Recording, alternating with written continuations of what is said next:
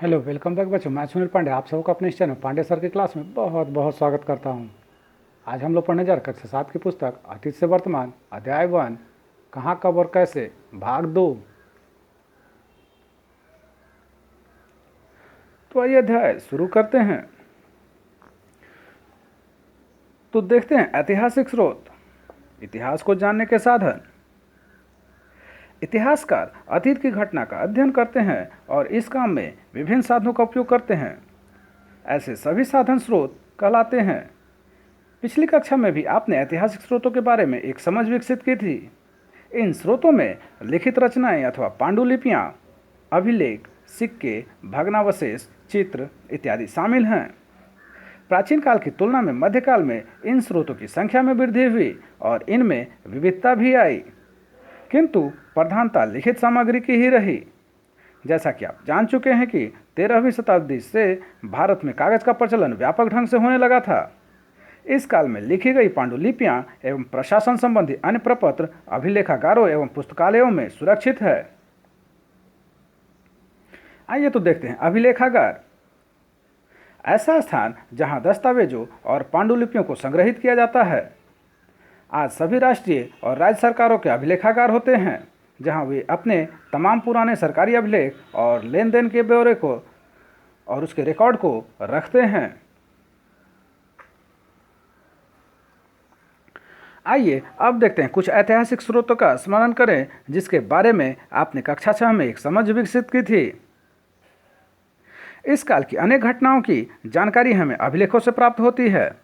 अभिलेख प्रायः पत्थरों, चट्टानों और ताम्रपत्रों पर लिखे गए थे। हमारे देश के बहुत सारे मंदिर, मस्जिद और गांवों में अभिलेख आज भी हैं। इस काल के स्रोतों में पांडुलिपियों का सर्वाधिक महत्वपूर्ण स्थान है, जिससे तात्कालिक इतिहास को जानने में मदद मिलती है। पांडुलिपियां हस्तलिखित सामग्री है। जैसा कि आप जानते हैं कि आरंभ में तारपत्रों अथवा भोजपत्रों पर यह लिखी जाती थी, बाद में कागज पर लिखी जाने लगी। धीरे धीरे कागज सस्ता होता गया और बड़े पैमाने पर उपलब्ध होने लगा। इस युग में आप पाते हैं कि प्रामाणिक लिखित सामग्री की संख्या और विविधता आश्चर्यजनक रूप से बढ़ गई। ये पांडुलिपियां अनेक भाषाओं में हैं जिनका हम आज इस्तेमाल करते हैं। फरमान राजा द्वारा निर्गत आदेश पत्र को कहते थे। अधिकतर ऐसे आदेश पत्र जो है भूमि अनुदान से संबंधित होते थे।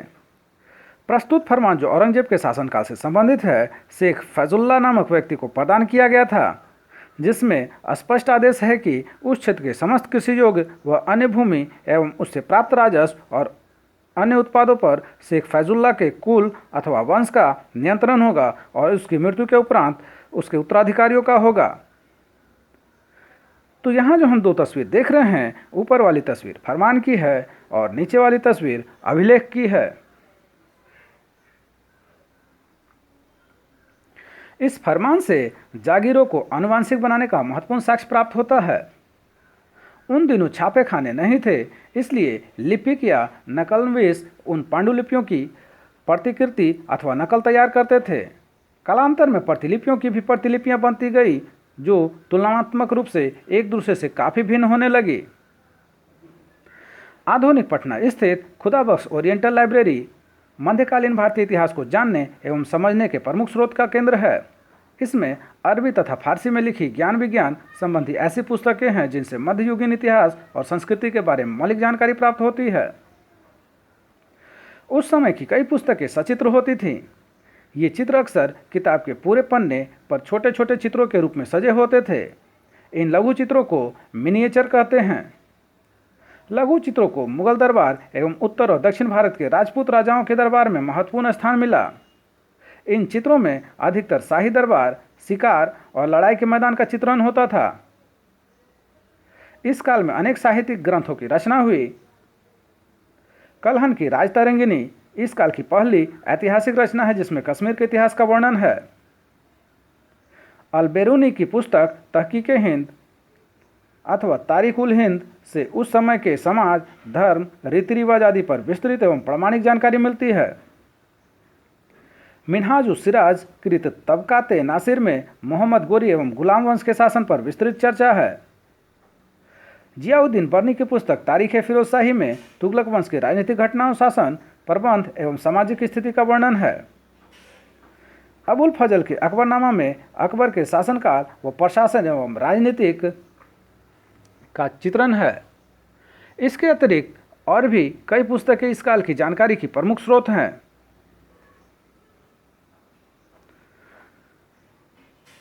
अब देखते हैं नामा। नामा शब्द सामान्यतः उन ऐतिहासिक रचनाओं के शीर्षक में शामिल है जो मुगलकालीन दरबारी संरक्षण में लिखी गई। इस परंपरा का प्रारंभ अकबर के समय में अबुल फजल के अकबरनामा से होता है। अब देखते हैं संस्मरण। किसी व्यक्ति के जीवन की उन बातों का वर्णन है जो उसे याद रहती है। वह अपनी रुचि और घटना के महत्व के अनुसार उसे प्रस्तुत करता है। भारत के संदर्भ में मुगल शासक बाबर ने अपनी आत्मकथा तुजु के बाबरी तुर्की भाषा में लिखी, जिसका फारसी अनुवाद बाबरनामा कहलाता है। उसने अपने लड़कपन की घटनाओं, लड़ाइयों, यहाँ के महत्वपूर्ण शासक और उनके आपसी संबंध, यहाँ के लोगों का रहन सहन, जलवायु, भूगोल आदि के संबंध में सजीव चित्रण किया है। उसने अपने पिता उमर शेख मिर्जा का वर्णन कुछ इस प्रकार से किया है। वे कद में छोटे थे, उनकी दाढ़ी गोल और चेहरा मांसल था और वे मोटे थे। उनका चोगा इतना तंग रहता था कि उसका डोरियों को बांधने के लिए उन्हें अपने पेट अंदर पिचकाना पड़ता था। अगर वे पेट को ढीला छोड़ देते तो अक्सर चोगे के बंध टूट जाते थे। वे पहनावे और बोली दोनों हितों में रुखे थे। यात्रियों के वृत्तांत भी इस काल के इतिहास के अध्ययन में सहायक है। इसमें सबसे प्रसिद्ध रचना अफ्रीकी यात्री इब्ने बतूता का वृत्तांत है, जिसे रेहला कहा जाता है। इब्ने बतूता मराकस अथवा मोरक्को का निवासी था। विश्व यात्रा के दरमियान वह मोहम्मद बिन तुगलक के शासनकाल में हिंदुस्तान आया और लगभग 14 वर्षों तक रहा। इस अवधि के दरमियान उसने यहाँ के सामाजिक, आर्थिक एवं प्रशासनिक व्यवस्था पर व्यापक प्रकाश डाला। सिक्कों के माध्यम से भी शासकों के तिथि क्रम को समझने में सहायता मिलती है। यहाँ ध्यान रखेंगे कि सिक्कों के अध्ययन को न्यूमेस्मेटिक्स कहते हैं। ये सिक्के सोना, चांदी, तांबा आदि के बने होते थे। इन सिक्कों से शासकों के राज्यारोहण, साम्राज्य विस्तार, पड़ोसी शासकों के साथ संबंध एवं उनके आर्थिक समृद्धि के बारे में पता चलता है। तुगलक शासकों, विशेषकर मोहम्मद बिन तुगलक के सिक्के बड़े संख्या में मिले हैं। अपने राज्य में सासाराम के शासक शेरशाह सूरी ने चांदी के सिक्के चलाए। इसे आप आज भी संग्रहालयों में जाकर देख सकते हैं। इस काल के शासकों के शासनकाल में निर्मित अनेक भव्य मंदिरों, मस्जिदों, मकबरों एवं किलों से इस काल के धार्मिक जीवन तथा आर्थिक समृद्धि और वास्तुकला की जानकारी मिलती है। इनमें से कई इमारतों जैसे दिल्ली का लाल किला, आगरे का ताजमहल, खजुराहो के मंदिर को आप आज भी देख सकते हैं। इस काल में बिहार के वास्तुकला का इतिहास भी स्मरणीय है। शेरशाह का सासाराम स्थित मकबरा हिंदू मुस्लिम स्थापत्य के सम्मिश्रण का एक सुंदर नमूना है। मनेर में मखदूम शाह दौलत का समाधि भवन भी एक उच्च कोटि के कला का उदाहरण प्रस्तुत करता है। मध्यकाल में बिहार में निर्मित मंदिरों में पटना से 18 मील की दूरी पर स्थित वैकटपुर का शिव मंदिर, जिसके लिए राजा मान सिंह ने आर्थिक सहायता प्रदान की थी, प्रसिद्ध है। रोहतासगढ़ में निर्मित हरिश्चंद्र मंदिर के निर्माण का यश भी राजा मान सिंह को ही प्राप्त है। आइए अब देखते हैं इतिहासकार की भूमिका। जरा सोचिए, इतिहास लेखन में इतिहासकार इन स्रोतों की मदद कैसे लेते हैं। इतिहासकार इन स्रोतों की मदद से बिना किसी भेदभाव के क्रमिक एवं सर्वमान्य समझ बनाने की कोशिश करते हैं। बीते हुए समय के बारे में कभी कभी इतिहास को विचित्र परिस्थितियों का सामना करना पड़ता है, खासकर जब किसी एक ही व्यक्ति या घटना के संदर्भ में अलग अलग मत रहते हैं। आइए इसे एक उदाहरण द्वारा समझने का प्रयास करें। सन 1328 ईस्वी में दिल्ली के सुल्तान मोहम्मद तुगलक ने एक आदेश जारी किया। उसने दिल्ली के निवासियों को आदेश दिया कि वे दिल्ली से दूर दक्षिण में दौलताबाद जाकर बसे। उस समय के दो इतिहासकारों जियाउद्दीन बर्नी और एसामी ने सुल्तान के राजधानी परिवर्तन की घटना को अपनी अपनी किताबों में लिखा है। तो आइए देखते हैं जियाउद्दीन बर्नी की कहानी। जियाउद्दीन बर्नी ने अपनी पुस्तक तारीख फिरोजशाही में लिखा, एक योजना सुल्तान के दिल में आई कि दौलताबाद को राजधानी बनाया जाए। यह इसलिए क्योंकि दौलताबाद उसके साम्राज्य के मध्य में है। दिल्ली, गुजरात, लखनौती, तिलंग, मावर, द्वारसमुद तथा कंपिला इस शहर से लगभग समान दूरी पर स्थित हैं। इस विषय में उसने किसी से परामर्श नहीं किया। उसने आदेश दिया कि उसकी अपनी माँ और राज्य के सारे बड़े अधिकारी व सेनापति अपने सहायक और विश्वास पात्रों के साथ दौलताबाद की ओर चले। दरबार के हाथी घोड़े, खजाना तथा बहुमूल्य वस्तुएं दौलताबाद भेज दी जाएं। इसके पश्चात सूफी संत व आलिमों तथा दिल्ली के प्रतिष्ठित व प्रसिद्ध लोग दौलताबाद बुलाए गए। जो लोग दौलताबाद गए उन्हें सुल्तान ने खूब सारा धन इनाम में दिया। 1 साल बाद सुल्तान दिल्ली लौटा। उसने आदेश दिया कि दिल्ली तथा आसपास के कस्बों के निवासियों को काफिलों में दौलताबाद भेजा जाए। दिल्ली वालों के घर उनसे मोल लिए जाएं। इन घरों की कीमत खजाने से दौलताबाद जाने वाले को दे दी जाए ताकि वे वहां जाकर अपने लिए घर बनवा लें। शाही आदेशानुसार दिल्ली तथा आसपास के निवासी दौलताबाद की ओर भेज दिए गए। दिल्ली शहर इस प्रकार खाली हो गया। कुछ दिनों तक दिल्ली के सारे दरवाजे बंद रहे। शहर में कुत्ते बिल्ली तक न रह पाए। दिल्ली के निवासी जो वर्षों से वहां रहते चले आ रहे थे, लंबी यात्रा के कष्ट से रास्ते में ही मर गए। बहुत से लोग जो कि दौलताबाद पहुंचे, अपने मातृभूमि से बिछड़ने का दुख सहन नहीं कर सके। वे वापस होने की इच्छा में ही मर गए। यद्यपि सुल्तान ने दिल्ली से जाने वाली प्रजा को अत्यधिक इनाम दिए, वह प्रदेश के कष्टों को सहन न कर सकी। इसके बाद दूसरे प्रदेशों में आलिमों, सूफियों तथा प्रतिष्ठित व्यक्तियों को लाकर दिल्ली में बसाया, मगर इस प्रकार लोगों के लाने से दिल्ली आबाद न हो सकी। लगभग 5-6 साल बाद सुल्तान ने आदेश दिया कि जो भी दिल्ली लौटना चाहता है वह लौट सकता है। कुछ लोग लौट गए, मगर बहुत से परिवार दौलताबाद में ही बस गए। अब आइए देखते हैं एसामी की कहानी। एसामी ने अपनी किताब फुतूस सलातनी में लिखा कि सुल्तान को दिल्ली वालों पर संदेह था और वह उनके लिए मन में विष छिपाए रहता था। उसने गुप्त रूप से एक कुत्सित योजना बनाई कि 1 महीने में दिल्ली का विनाश कर दिया जाए। उसने सूचना कराई कि जो कोई सुल्तान का हितैषी हो वह दौलताबाद की ओर प्रस्थान करे। जो कोई इस आज्ञा का पालन करेगा उसे अत्यधिक संपत्ति मिलेगी। जो कोई उसका पालन न करेगा इसका सिर काट डाला जाएगा। उसने आदेश दिया कि दिल्ली में आग लगा दी जाए और सभी लोगों को नगर से बाहर निकाल दिया जाए। पर्दे वाली स्त्रियों तथा एकांतवासी सूफियों को उनके घरों से बाल पकड़कर निकाला गया। इस प्रकार वे लोग दिल्ली से निकले। मेरे दादा भी उसी शहर में रहते थे। उनकी उम्र 90 वर्ष थी और वे एकांतवासी संत थे। वे कभी अपने घर से नहीं निकलते थे। वे पहले पड़ाव में ही मर गए। उन्हें वहीं दफन कर दिया गया। सभी बूढ़े, युवक, स्त्री तथा बालक यात्रा करने के लिए विवश थे। बहुत से बालक दूध के बिना मर गए। अनेक लोगों ने प्यास के कारण प्राण त्याग दिया। उस काफिले में से अत्यधिक कठिनाई सहन करके केवल 10वां भाग ही दौलताबाद पहुंच सका। सुल्तान ने इस तरह एक बसा हुआ शहर नष्ट कर डाला। जब दिल्ली में कोई न रह गया तो सारे द्वार बंद कर दिए गए।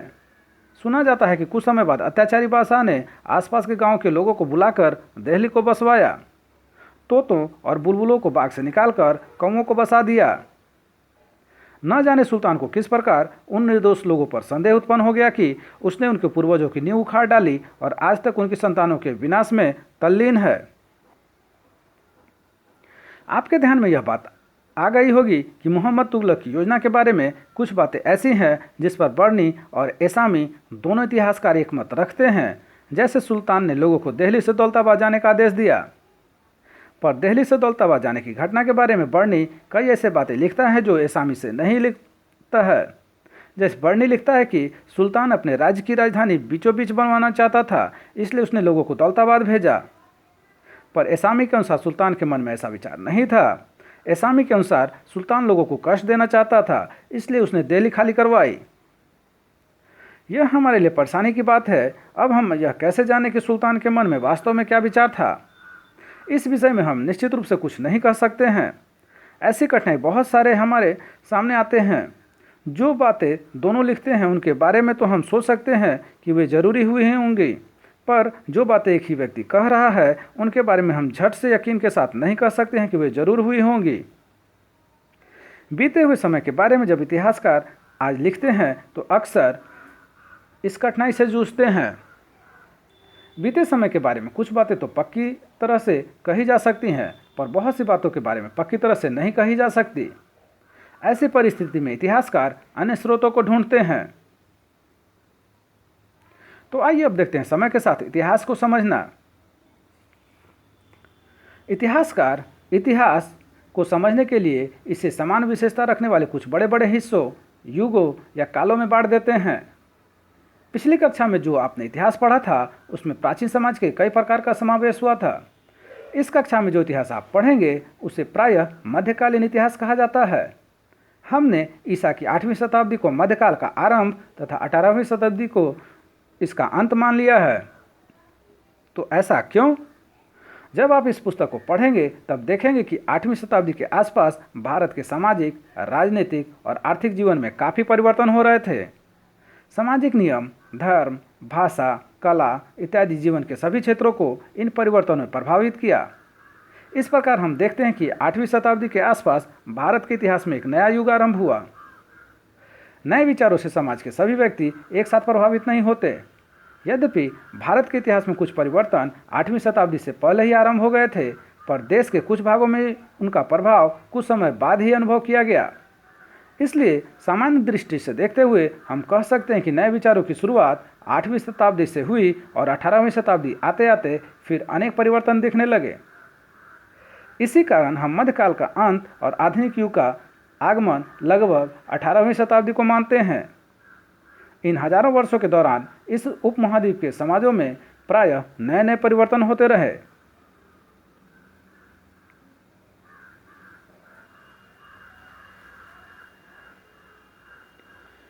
तो आइए अंत में हम देखते हैं हमने क्या सीखा। पहला, 16वीं सदी के आरंभ में बाबर ने हिंदुस्तान शब्द का प्रयोग किया।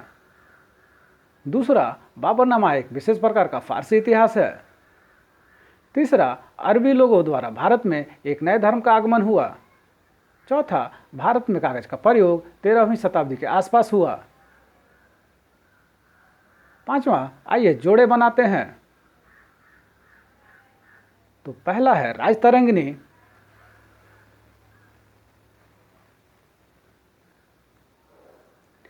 कश्मीर का इतिहास, भक्ति संत दरिया साहब, तबकाते नासिर, मिन्हाजुस सिराज, शेरशाह का मकबरा, सासाराम, मानसिंह, बैकटपुर का शिव मंदिर। छठा, मुगल सत्ता का सर्वाधिक विस्तार 17वीं शताब्दी में औरंगजेब के समय हुआ। सातवां, सबसे पहले कागज 100 ईस्वी के आसपास चीन में बनाया गया था। आठवां, मुसलमान के प्रमुख पकवानों में पुलाव, बिरयानी, कोरमा, फिरनी आदि हैं। नौवां, 13वीं शताब्दी के आसपास विज्ञान के क्षेत्र में समुद्री जहाज़ों पर चुंबकीय कुतुबनुमा अथवा दिशा सूचक यंत्र का प्रयोग हुआ। 10वां, पांडुलिपियाँ हस्तलिखित सामग्री है जो भोजपत्रों पर लिखी जाती थी। तो आप सबों को हमारा ये प्रयास कैसा लगा हमें ज़रूर कमेंट कर बताएं।